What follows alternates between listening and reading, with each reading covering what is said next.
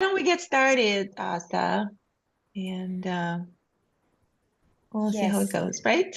Okay. Yeah, absolutely. Go ahead. So, hello and welcome. Today we are talking about the power of rejuvenation and how it helps us to go from burnout to thriving. The question that I usually like to ask is a very simple one. My question is, how are you doing? Really, beyond just, oh, well, I'm doing well, I'm doing fantastic, and just, go, how are you really doing? How do you feel? And there is a variety of different ways how you can feel. Since you're here at this event, from burnout to thriving, so one of the options could be this, like, I feel tired. I feel tired, exhausted, overwhelmed. Sometimes people feel like lack of sleep, where, no matter how long they sleep, they're still exhausted. So exhaustion, overwhelmed, that could mean that you're in the burnout. Or you could be like this. How are you doing? Yeah, I don't know. They could feel unmotivated, aimless, indifferent. You're just going through the motions, through the routine. You're not really unhappy, but you're not really happy. You're just somewhere in between, business as usual. Different day, same thing. That's what we call languishing. And honestly, a lot of people are really in that category. And I think that's the most challenging one because it's not necessarily that there's something wrong. So it's just you're at the point it's like, well, maybe this is it, right? So maybe this is as good as it gets.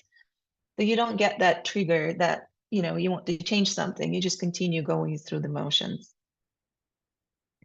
of indifference and lack of motivation and really dull and being bored. Or maybe, just maybe, you feel like this. Ah, maybe you feel ecstatic, you feel full of energy, and you feel vibrant and fulfilled, and you're living the life you love. And that's what we would call flourishing. And honestly, how many of us can really say that I feel alive? I wake up and life is full of colors and positive emotions and juiciness. And it's just I am ready to go. And a lot of us, we're kind of languishing somewhere in the middle, thinking that that's not even possible. So what's really the message here is that it is possible. We should strive for more. As high achievers, right? We should strive for more. There is more out there. So flourishing is what the default setting should be. And that's what we're talking about here. Don't settle for languish and definitely get out of burnout um, and make flourishing and that vibrant vitality your default setting. And we're going to talk about how to do just that. How do we get from burnout to flourishing? And it's really interesting because there's a whole science behind this as well. Um, what actually contributes to flourishing? And there are several elements to that. And if one of them is missing, it probably not in the flourishing mode. You're not probably in the kind of harmony mode. Um, so one of those is purpose. Like you want to make impact. You want this to mean something. Obviously, you want to have financial stability, income. You want to have meaningful relationship, whether it's friends, or family, or your community, has to be meaningful and deep. You want to feel vitality, that vibrant state of health when you're full of energy. And you want all this to be in harmony. And that's what contributes into that sense of flourishing. Um, and what's interesting here is that if one of those components is missing, you're probably not quite in the flourishing category. Let me tell you a little bit about myself first before we go any further. Who am I to talk about all this and why I care?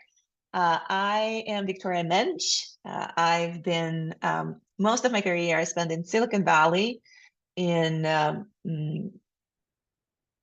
different roles at different companies. I worked in large global corporations. I worked in the smaller startups.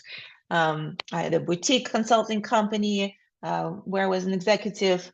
And I went through several cycles of those burnouts when you can't really take it another day. It's really like you come to the point of despair. And I went through those cycles, and I took different routes on how to get out of this, pivoted in my career, changed locations, changed relationships, and then I came to understand that, first of all, I'm not alone. I'm not unique in this. There's so many people around me, people like me, who go through the same motions, especially in Silicon Valley in high-tech industry, which is very stressful. There is this constant pressure to innovate, to come up with something new, to perform, to achieve, right? So many people are in the same boat. And what I realized is that more often than not, it's not really about external circumstances. It's not really about the job. It's not really about the location. It's not really about anything that's going on outside. So the really sustainable way to look at this and get out of this is look at your internal state of mind. And that's what we're going to talk about. That kind of became my passion.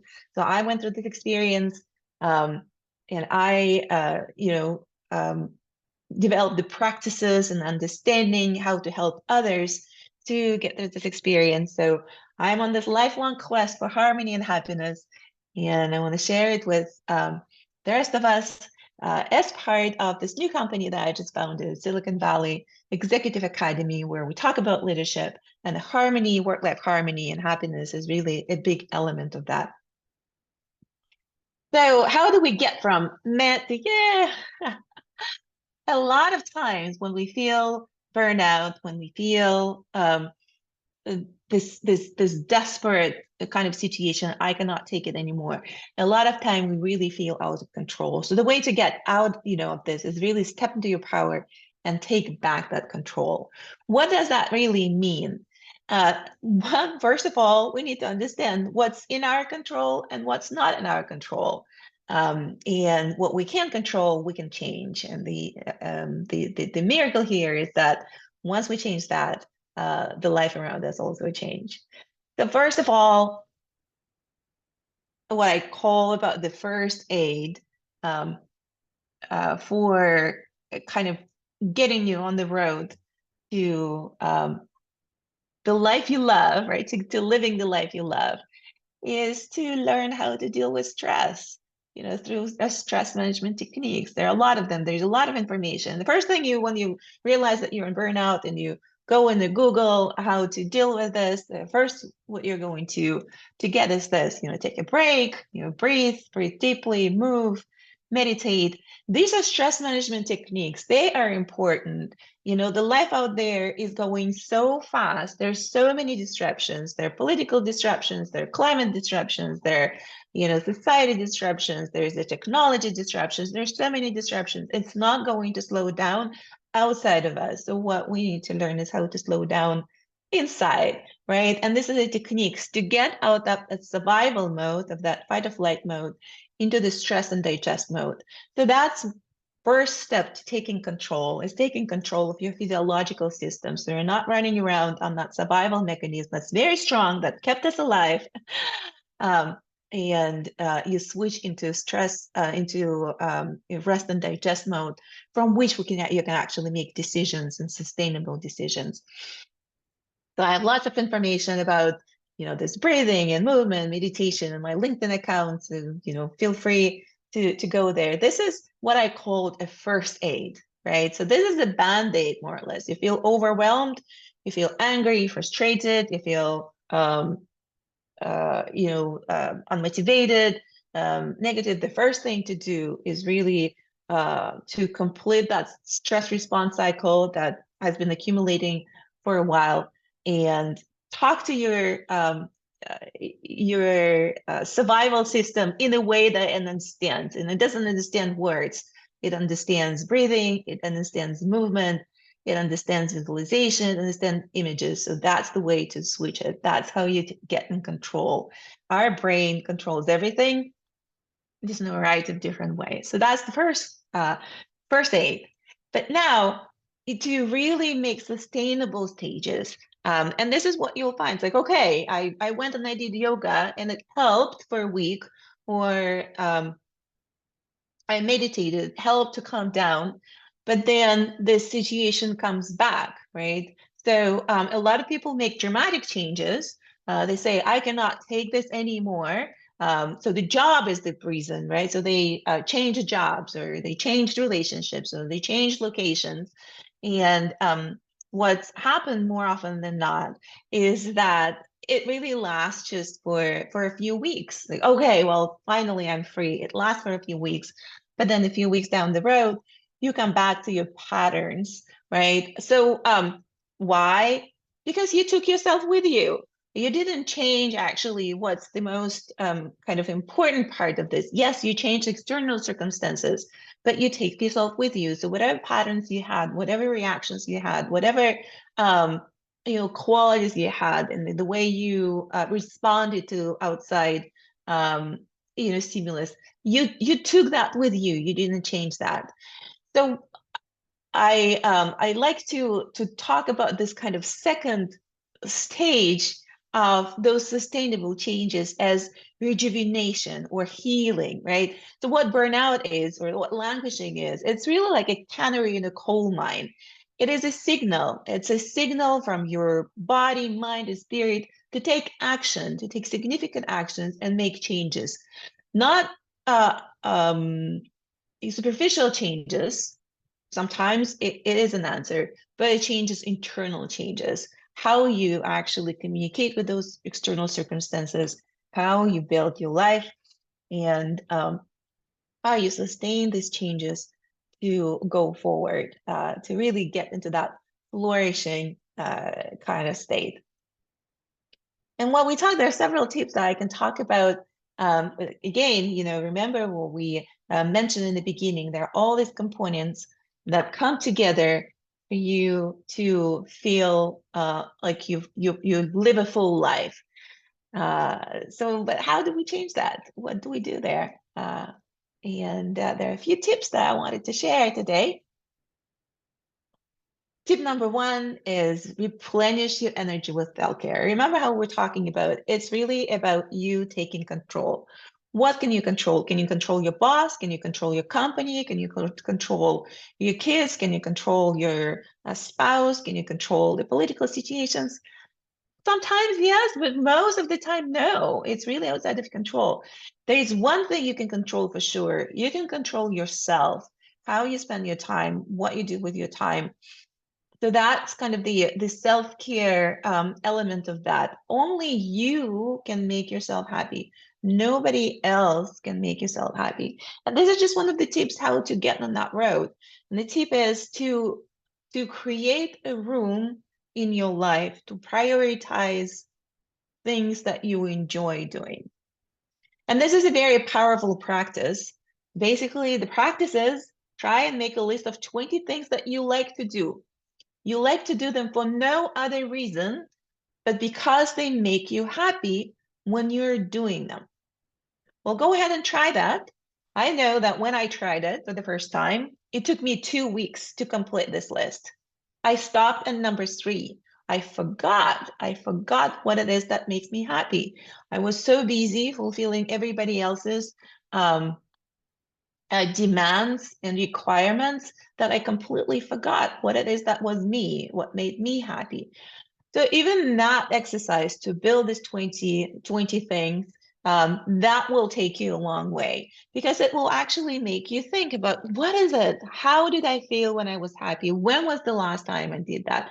What made me happy when I was 7 years old? Oh, I like to dance. I like to play piano. I like to play tennis. What is it that I liked when I was 15 years old? What is that I like when I was, before I had kids, before I had this all demanding job?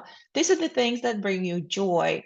And a lot of resistant questions I get back. People push back like, what do you mean? I'm already overwhelmed. All the things that are coming at me. And you want me to do something else? Yes, I want you to do something else. And it does not have to be big. The first step is to take a list of 20 things. They could be really small. I really enjoy making my own coffee in the morning.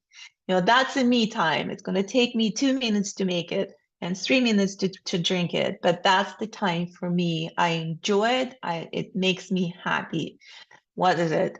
I remember I enjoyed reading books, not self-development books, not personal transformation books, not nonfictions, not the books that would make me a better professional, just for the sake of it, right? Just I wanted to read books that are fiction, right? So just for the joy of it. And then just one page is enough for me. I'm going to sit down on my terrace in the sun. I'm going to read one page of that book and that will make me happy. So it could be, I want to take a nap. There's so many different things that I can be doing right now, washing dishes, finishing those emails, um, you know, um, responding to customers, or it could be, I don't know, taking kids to school. But what I really want is to take a nap. And that's my self-care at this moment. I want to take 15-minute nap. What it does is that it carves out time for you to do things that you like. It prioritizes the happiness and joy in your life. So one thing is to take this list. The next step is actually do 3 things from that list and put them on a calendar. And then you track your state and you'll see the miracles that it will bring. So slowly, slowly, you'll reclaim yourself, you'll replenish your energy, you'll have more energy to give to others, which is probably why you're in the burnout state anyway, because you gave so much away. And that's how you start turning the ship around. The second tip, which is also fantastic, is how you refocus your view with a gratitude. So idea here is that you can start loving your life right now, right? The only thing that's required is to shift your focus from what you don't like to what you do like. That's what gratitude is. It is your intent.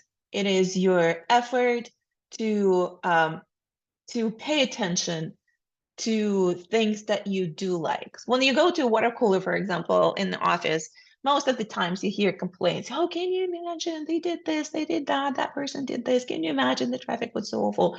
It's lots of complaints. So people keep noticing what they don't like. The practice here is really to find the things that you do like and express gratitude to people around you 3 times a day. Genuinely, I'm not talking about fake it till you make it. I'm actually talking about an effort to find something genuine to thank people around, to thank people around you.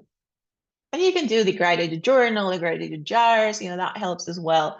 But I think, for the practice to be really, powerful and deep, it's actually expressing that gratitude to people around you. It might be someone who holds the door for you and they say, thank you. Instead of, oh, no, don't do that. It could be, gratitude to a barista at the coffee bar in the morning because she smiled at you. So, oh, you're in a good state today. Thank you for your service. Whatever that is, it could be your coworker. Oh, you finally did something on time. Thank you so much. I really enjoyed it. It made my life so easy. It could be a gratitude to your spouse, like, well, who never, takes dishes to the sink. Finally he did. Like, thank you so much. It made my day. And you generate the state of authentic, genuine gratitude, and you practice this muscle to notice what you like, and you live in the world that you like. So all it takes is really a decision. You can start living your life right now through the practice of gratitude. And the next one that is also very important, especially in the corporate setting, is setting boundaries. So the way I look at setting boundaries, most of it is really relinquishing unnecessary control. And what control is a fear, right? So I'm afraid to let go because something is going to happen. So you're in that state of fear that everything that can go wrong will go wrong. That's what fear is. You're constantly creating those negative scenarios, however likely they are. So the practice here is say, what am I afraid will happen if I let go of control? Is this true? So if I lose this job, I'm going to, well, I'm going to lose my house. I'm going to lose everything. I'm going to die, old and poor. Is this true in the moment? Is it really, right now? Yes, there is a possibility of that, but is this true in the moment? So that's the practice in the moment. How true are your fears? Some of them are justified. A lot of them are not.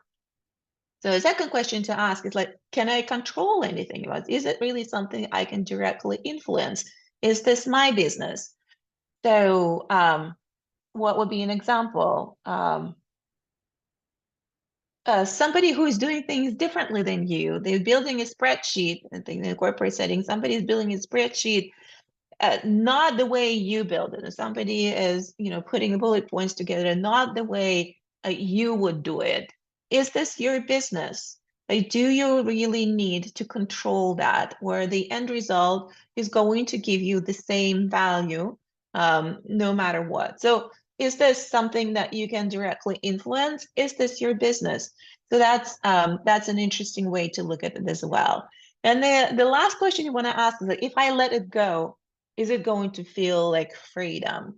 So if you have this sense like, oh, finally, I let it go, and there is this, effortless sense over that, that's probably the control was unnecessary and you can easily relinquish it. So a lot of it is really about, learning what to say no to and learning what you can delegate. And a lot of it goes around the value, what unique value you bring to the table, what unique value you want to bring to the table, you want to be known of, and how you can let go of everything else around it. What it requires is really putting faith over fear. What faith is that, like what fear is, that I said, it's a belief that everything that can go wrong will go wrong. But the irony of this is that it's equally likely that everything that can go right will go right. So that's what faith is, that everything that can go right will go right. And it's a choice which way the chips will fall for you.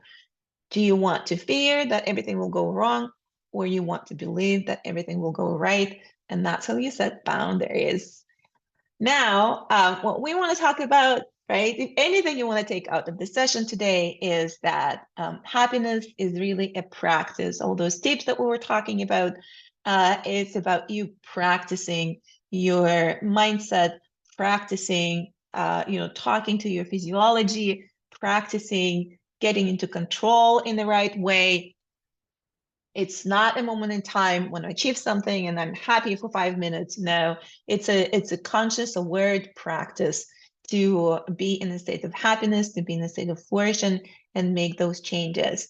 And one of the ways to do this very quickly is to take yourself into a retreat setting and dedicate a week of your time to really reset, right? So you take yourself out of the routine setting, you put in this beautiful setting of Bali paradise in our case, and you go through all these different practices and all these different tips to accelerate that journey from a burnout to flourishing, so the rejuvenating journey to recharge, reconnect, and reignite your passion for life. So because you're kind of dedicating a period of time to that journey is really accelerated. At the end of the retreat, you have the template, the blueprint for your practices to go forward and take home and continue developing and growing in that way. So for this particular retreat that we are doing in Bali for executives and high achievers, you can really achieve that profound transformation and get the practices and strategy and the state of mind, really the psychology to create and live the life that you love. So we'll talk about how to revitalize your physical health, how to eliminate stress, how to really find and reignite the creative power in you, the power to dream, the power to transform those dreams into reality, to master the connection relationships, to really address all those buckets that we were talking about that leads to flourishing.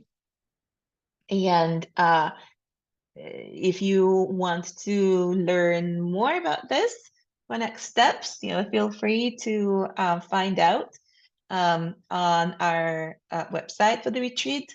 You can schedule a call with me if you want to talk about the retreat, or if you want to discuss your kind of way from burnout to flourishing, and I'm happy to figure out together with you on the call of what stops you and how to get to where you want to be. And you can also follow me on LinkedIn for more tips and for information. So with that, that's the end of my talk today, and hope to see you.